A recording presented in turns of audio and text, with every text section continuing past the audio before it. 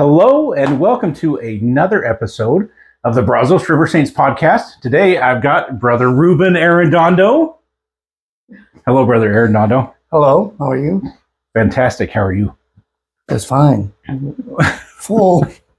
Yeah, thank you for coming on to the podcast today. I appreciate it. And your wonderful wife made us lunch. Yes, and it was amazing. So tell us, you seem to be very quiet. No. Are you nervous? Yeah. You don't have to be. Okay. Okay. It's just us. Okay. Well, it's my wife. Yeah, I can't Well, go. Right. It's fine. It's fine.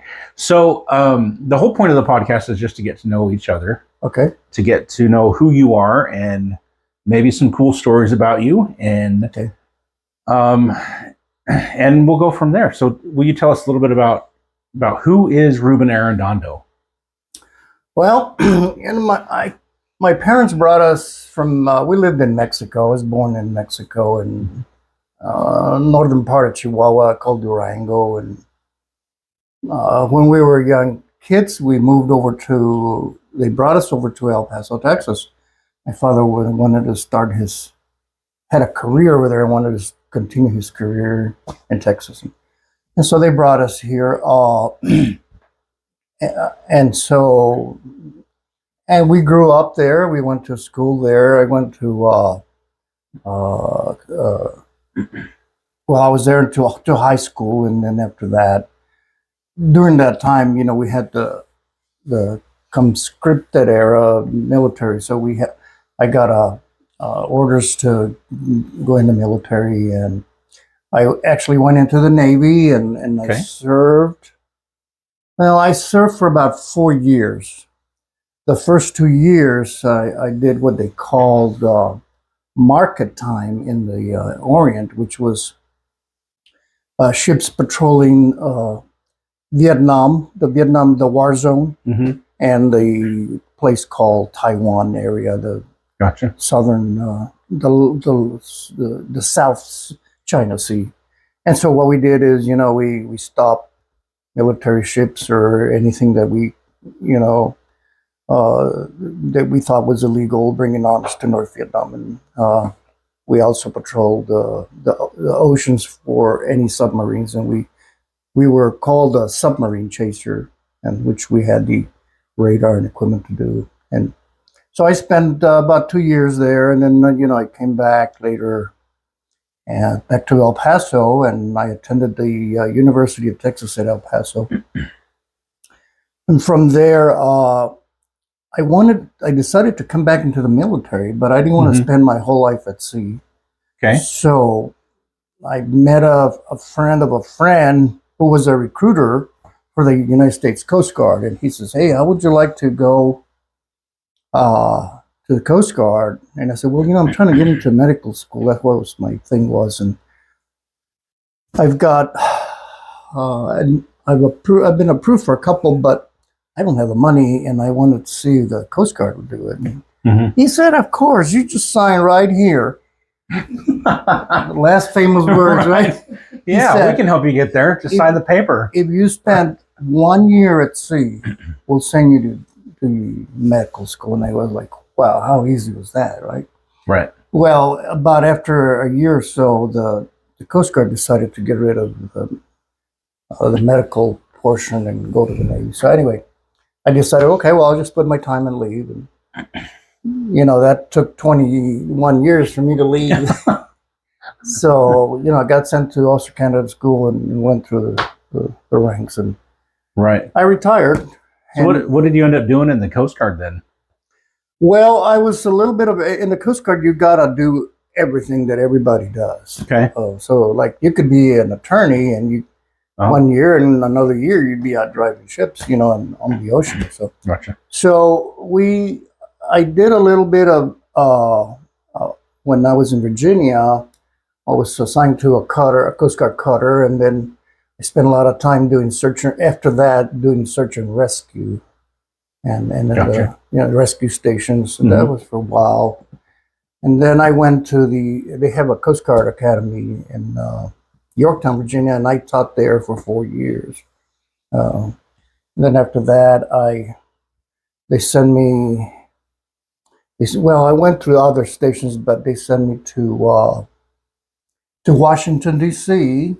and they assigned. I was a commander then. I was assigned to the Navy, what they call a military sea lift command, which is all the ships that the Navy has that are operated by civilians, which don't have any armament.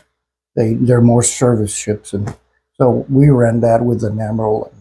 It was a lot of fun. I mean, I love that. And then they sent me back, and I took a job as in the Coast Guard as like a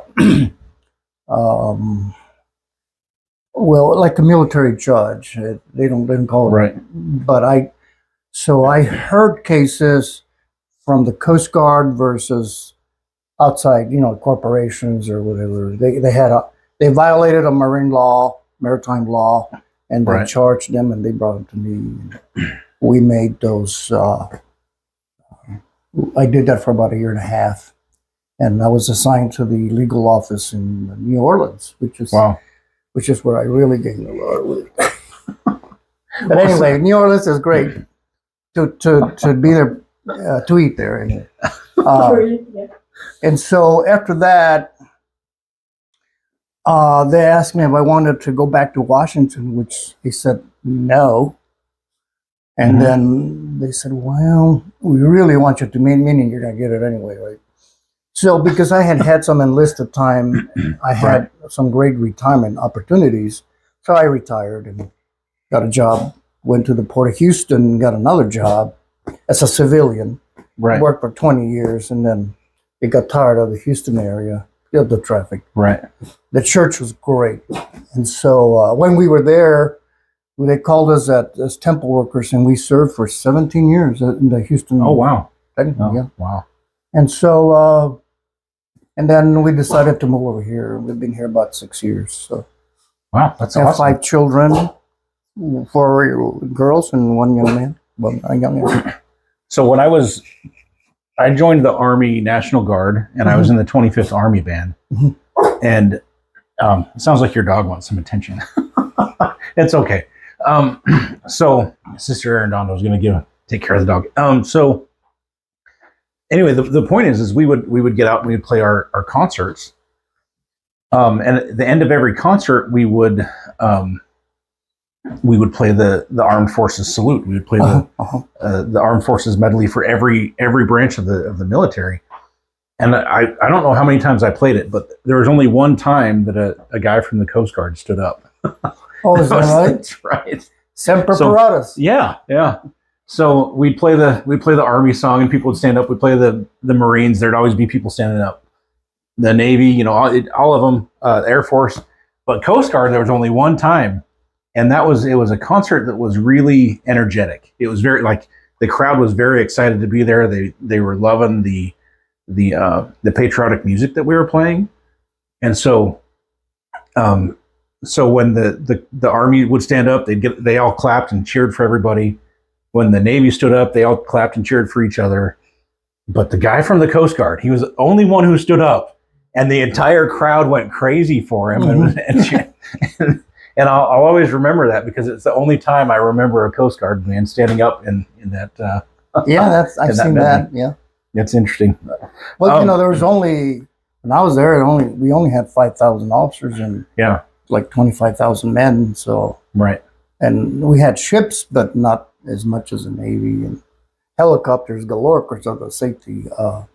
Life. What do you call it? The rescue missions. Yeah, absolutely. But I'm proud of it. That's awesome. Well, thanks for your service, good sir. We appreciate it. So, tell us about the Church of Jesus Christ of Latter-day Saints. Okay. What was it that I know that you were a convert, that you joined the church later. So what was it? Will you tell us about that story? Well, actually, I had a lot of when the high school that I went to, we had a lot of friends. I had a lot of friends. And most guys, and we used to like to go to run our hot cars on races on Sunday morning, right? Right. So I used to invite my friends who were Mormons And they would say, well, my parents want me to go to church. I said, okay, it won't hurt you. So anyway, I took these poor little Mormons with me on a Sunday to drag. And then, as we became, closer, they said, hey, we want you now to go to visit us at our church. And we're having these dances, youth dances. Right. Well, actually, it was after high school. So now there was not the youth, but the single adult. Right. Which is funny because they call it the M&N Gleaners. And I thought, what is that? But only a few people have heard that word. I have not. I've not. Well, heard some that. in our ward, but I won't say their names. But they call it the M&N Gleaner program or whatever. So I said, okay. And so I started going to the dances and then a party here and a party there. And, the next thing I know is missionaries are teaching me. And they would go to my house, and my parents were like, we told you we don't want them here anymore. And I said, well, I can't tell them no. So anyway, I kept going to church, and it was a lot of fun. And some of these guys, one of my good friends were Lydia's cousins. And because I didn't know. I had seen Lydia in high school, but I didn't pay attention. And then, we started going to the dances, and we became friends. And so when I got my letter from the draft, or I had gone to boot camp because they sent me to boot camp first. Right. So I was and then I wanted to get baptized, and I went to at that time you could not get baptized if you were not, you couldn't get baptized if you were under 21 without your parents' permission. Oh, my parents said no. They go, find yourself somewhere else. And so I kept going to church, and then the mission president found out that I was about to leave for the military, and he said, well, I'll tell you what, if you're in the military, we can do it. So we're going to baptize you Saturday before the Sunday morning that you take off to your assigned ship and all that. And I got baptized that evening and left early in the morning. And then, of course, for 2.5, 3 almost years, I went to church here and there because I was all over the place. Right. But I did have my membership in Pearl Harbor, one of the wards there, Hawaii. And so, I was going back and forth. And then,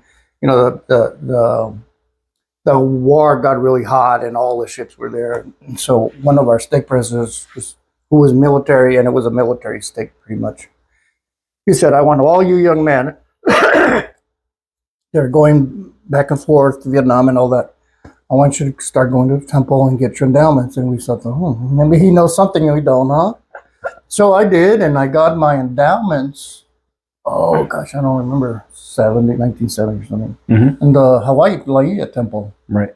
And so, anyway, came back. Lydia had gone on a mission because I hadn't seen her. And so when we got back, I found out he was coming, and I show up at the welcome thing, and and so we got married. 2 years later or a year later. So anyway, I had 5 children, 4 girls and 1 young man. So, and that's basically it. But awesome. That's great. I don't think I've ever seen you this nervous, Brother Arrendondo. I don't think. I look nervous? Well, you look like you're just normally you're a little different. You're just kind of like seem a little timid. That's all. Well, you're intimidating. I'm not trying to be intimidating at all. I'm just trying to get to know you a little bit. Okay. So, tell us about the Book of Mormon. Like, what is it about the Book of Mormon that you love so much, and why? Why do you love the Book of Mormon? Oh gosh, we'd have to have a lot of time to tell you. I started reading the Book of Mormon pretty quick after I joined the church, and I remember when I was at sea, I had the Book of Mormon next to my rack or my bed. It was just a little metal thing with a tarp on it, and I had it in this kind of hide it away because sometimes people would get into it, and I had my little bag of whatever, and I hid it in there. And every night I read it, and I read it over and over many times. And at first, as a young man, I mean, I understood what it said, but I never really felt it until I started teaching my children as teenagers. We had our family home meeting.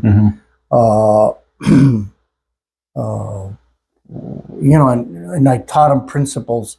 And then as I keep reading and reading, the words that come out of that book, I mean, whether it be Nephi or Messiah or Alma, and the things, the concepts that come up that explains, and the Savior speaking for them. Right. Over and over again, I think this is not fake. Joseph Smith and Oliver Cowdery, some young 22, 23, I don't know how old, I don't remember, 24, country boys couldn't come up with this. Right. And in a 3-month period. I've always said that. I know I hear it more now, but I've always said that they couldn't do it. The words, the commandments, the things that the Lord commands us to do, how we, every aspect of our spiritual life is there. The appearance of the Lord to the Lamanites or Nephites when he showed up and showed them his wounds. And I always wondered, man, I hope that there'll be a day when I can do the same thing, when I can touch his wounds and tell him how much I love him.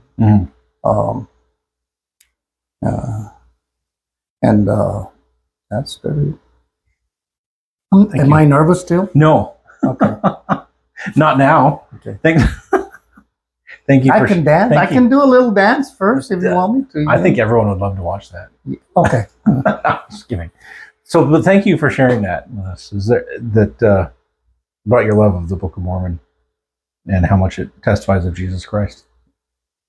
I do. My family, we've been pretty. I consider ourselves pretty. My family. That's just for me. I'm not boasting. We consider myself or ourselves that we've been pretty loyal to the church.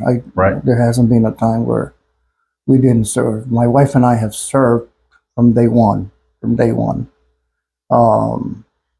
We've served in callings and leadership callings. I've served as a bishop twice. You won't believe this, but I've been in the bishoprics 8 times. Oh, wow. I served in the High Council. I hope I don't serve again. 4 times, I shouldn't say that. Well, they don't let me have callings like that. They're like, you're a counselor. You just go. I say, okay, if that's what I am. Well, but I'm 76 and you're only 34, so. Sure. That's the number. So we've served. Lydia has served as a young woman president, state young woman presidency, Relief Society, I don't know how many times. And I'm not, like I said, I'm not boasting. I'm just saying. Sure. And we were called to serve in the Houston Temple when they opened it. And it was a great president, great man as a temple president. And we served there 17 years. And I was, for about 3.5 years, I was the temple, what's it called, auditor, recorder. I was one of the assistant temple recorders. Oh, wow. And for a while. And that I learned a lot there in dealing with people. Absolutely. So it's interesting to me, and I don't know if everyone else knows this, but I just recently learned that the recorder basically runs the temple, right? There's a temple president who is very much the ecclesiastical spiritual leader. Exactly. Think of it as not in a city. But you have a mayor, and maybe a co-mayor, and then the city manager runs the city. Right. And he tells the mayor when he has to do this. And when, we were divided in half. There's two recorders every day, one in the morning, one all the way to night. Right. So it goes at 6:30 till 1 o'clock, and then 1 o'clock till they close, whatever time close. And so when the presidency's there, they're doing very spiritual things. And, they're sealing, they're talking to people. They talk to people a lot when they're sealing young people. And, to seal a person the first time, it just takes a long time. He does it, and that's their business. They can't be going around figuring why the air conditioner doesn't work, why the film and this, or why a person doesn't have a temple recommend. What should we do? You get authority to do whatever you want and let a person in or say no. Or, of course, we try not to, but I think only once did I actually have to call security to kick out a person. Right. But the recorder does all of the logistical things. Yeah. The everyday, like if this was on the temple president would be bogged down in. Yeah. Well, we're in charge of making sure the main thing is that everything gets recorded. You can't, you don't let one single thing pass. You got to be recorded, go sign it. And then, like when sealings, weddings, all the paperwork, the ladies come to you and say, hey, I need you to sign this or this. And so you're basically in charge of the things that happen in the temple, other than the spiritual things that the presidency does. Like you gotta make sure that the laundry is full, filled. You don't do it yourself; you have somebody, but you got, you gotta make sure that there's enough crackers for the little kids that go there, to get sealed. Right. In the mornings we used to go and have somebody or ourselves go to Costco or somewhere and buy, a lot of food, a lot of stuff. And, but you just learn a lot. And it was an honor for me. But I want to share a story. See, I'm not nervous anymore. No, good. Yeah, no, yeah. That I've always shared, and actually I shared it with my primary kids, and I hope they understood it, but it's about faith and patience and just believing. I mean, just pure faith. A lot of people say, well, I have faith, and of course it takes faith, but faith is, you really got to believe and you got to have patience. Right. When we were young, we were attending a Spanish ward. An English ward in the Spanish part of Houston. And so we were in a stake, and I was in the Coast Guard. I was at the rescue station on the Gulf of, it's now Gulf of America, right? But we were in Galveston. Right. In the Galveston area, sorry. Okay. So I used to drive a lot to work. And so we decided, hey, we're going to collect. We were saving our pennies and nickels, and this is 1978, right? So we got a good little fortune, not a lot, to put down on a house. And we put down on a house. They built it. It was a beautiful neighborhood. They call it. It was on the bayou. You know what a bayou is? Yep. And so we were like, oh, waterfront property. Oh, okay. So it's a beautiful house. And so before we had like 2 weeks, they said, okay, you're moving in 2 weeks, you're closing, and we're giving you the keys. We had nothing. We were poor, but the house in the neighborhood was nice. And so before that, about a week or two, maybe a week before it closed, the stake president calls us. He was very serious. His name was Harold Delamar. Mm-hmm. He was actually the president of the First Houston Temple. He said, well, I need to talk to you. The Spirit, the Savior is over and over wanting me to talk to you. And I don't know how to do this, but we are going to start. We have been directed to start a Spanish branches, Spanish-speaking branches that can become into wards and then become a stake in Houston. And he says, you too, I'm going to call you to go start a Spanish group for your ward. This is because this is where all the Hispanics go. Mm-hmm. And we said, oh, okay. He says, once you get enough people, we'll get a leadership and call a branch, Spanish-speaking branch. We're fine. And we said, oh, by the way, President, we just bought a house. We're closing next week. and it's not in your state, it's in another state. It's by, in the Coast Guard station over there. And he closes his eyes and he goes, that's what I was afraid of. He said, well, I said, would you let us come over to your state, do the thing? He said, no. He said, the Lord has been telling me over and over that you have to be in this state and you need to start that. And we were like, okay, well, what do we do? We don't want to say no. He says, well, I'm not going to ask you to pray. I want you to give me the answer, yes or no, simply. That the Lord wants you here, and he wants you to move here. And we said, well, the only way we can do that is to call up and tell them we're not buying a house and losing their stuff. But we weren't worried about the losing the money. We're just worried about the legal ramifications. So he said, that's all I can tell you. And so my wife and I just like looked at my wife. I could tell my wife was like going to cry. And I said, well, you know what's more important, serving the Lord or having a nice, pretty, beautiful house on the waterfront? Right. So we said, we'll do whatever you tell us. And he said, I want you to continue in the state, go find another one. The Lord will protect you. You won't have a problem. We did it. We called a company the next day and really trouble. And so we didn't do anything. We said, we're sorry, we don't do it. Well, you're losing your money. And we go back. Well, okay, whatever. Do whatever you need to do. Well, they never did anything. And so we ended up buying another house. And so we started the group, and in about, wasn't even about a month, we had so many people we couldn't fit in this little building that they had next to the chapel. Uh-huh. And he said, okay, we're going to start we started a group, and then and then because I was in the military, they transferred me, and so they started a branch. They formalized the branch, called a president of the branch, and we were helping them. And so we left. We went somewhere else, and then by then the branch was going and everything.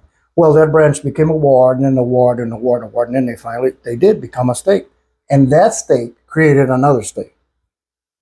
So they had two Spanish-speaking states.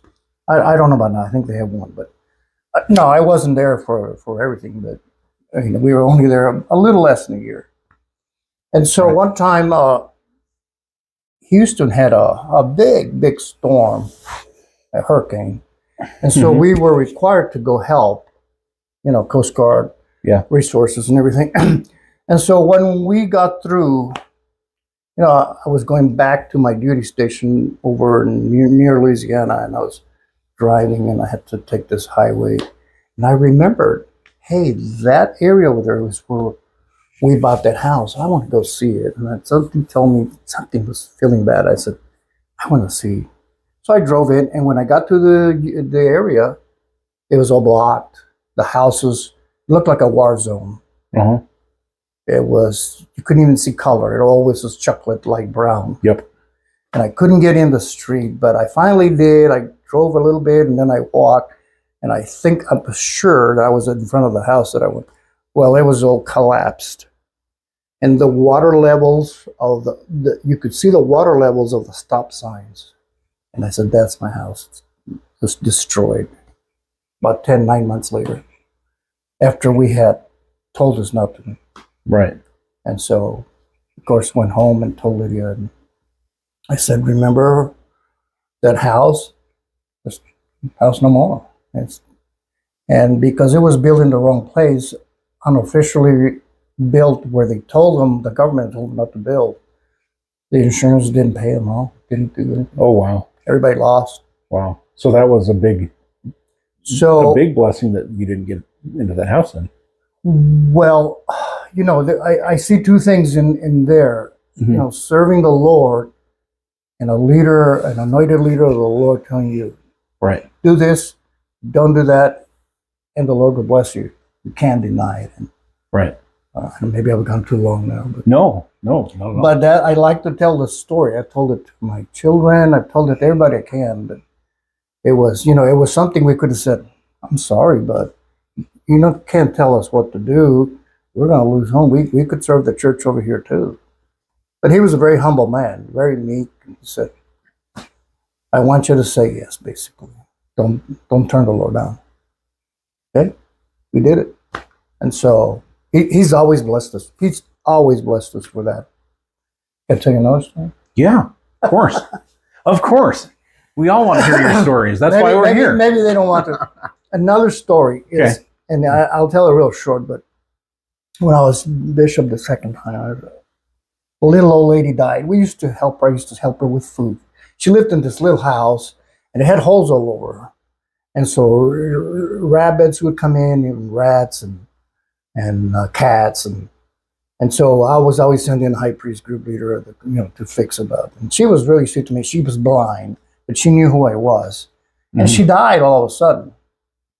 And so we, had a funeral for her, and he went away. And then I got a call from a lawyer, and he said, "Is this Reuben Arrendondo?" I said, "Yes, it is." And he goes, "I'm an attorney for blah blah, and I had a will and testament of Mrs. So-and-so." And I said, "Oh, yeah, she passed away."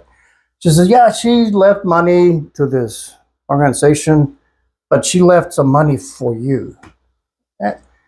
And this is in 91, I guess, and the money was a lot for us. Mm-hmm. And I thought, I told my wife, and I thought, and he said, "Well," I said, "maybe," I said, "the lady is giving it to the church. Does it say Church of Jesus Christ?" He said, "No."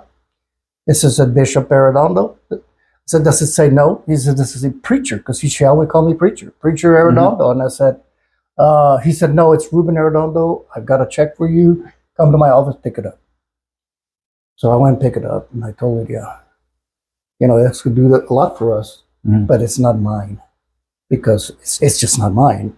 She meant to give it to the church, and she didn't go to church. She was blind. She just thought Preacher Arrendondo, meaning the Church of Jesus Christ, Latter-day Saints. And so the stake president found out, and he goes, "What are you doing with that money?" I said, "I'm going to spend it all. I'm going to go on a Hawaiian cruise and all this." And he goes, "No, you're not." I was just teasing him, right?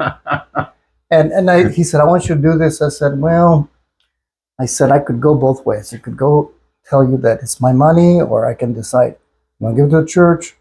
I want to do what I think needs to be done." And he said, "Okay, just make sure you do the right thing." I said, "Of course." And so we decided to put all that money in the missionary fund for our ward. Mm-hmm. We had, I think, like 6 missionaries. We called the families in, and he said, "Hey," and they were about halfway into their missions, because they left at the same time. One of them was my son too. And I said, "We're going to take this money and donate it to the Ward Missionary Fund. And I'm telling you, a certain person gave that money. I cannot tell you who it was." Right. And is going to pay for the entire missions, the rest of their missions. And so we're asking you not to pay anymore, not to donate it. I don't know, some of them were happy, some were crying. We're like, "Well, the Lord's not going to bless us anymore." I said, "He just blessed you. Do it." So I said, "If you want to pay, that's fine, but you don't have to." And they didn't. And the kids came back, and they were very successful. And but it's a time where the Lord tests you. He's funny, He'll test you. And it's like, "Man, I could have bought a brand new car." Right. So that's another story. Yeah. I ran out of stories. No, that's fine. That's fine. It has been absolutely fantastic talking to you today, Brother Arrendondo. I'm enjoyed your stories. I think it's fantastic. And I know everyone out there is going to enjoy your stories as well. And if you have any other stories you'd like to hear from Brother Arrendondo, you can give him a call. He'd love to hear from you. But as for me, I'm shutting it down, right? Well, maybe they've got stories to tell you too. Yeah, I do. That's the deal. So anyway, we would like to thank you for joining us on the Brazos River Saints podcast, and hopefully we will see you on the podcast as well. All right. Thank you, everybody. Bye.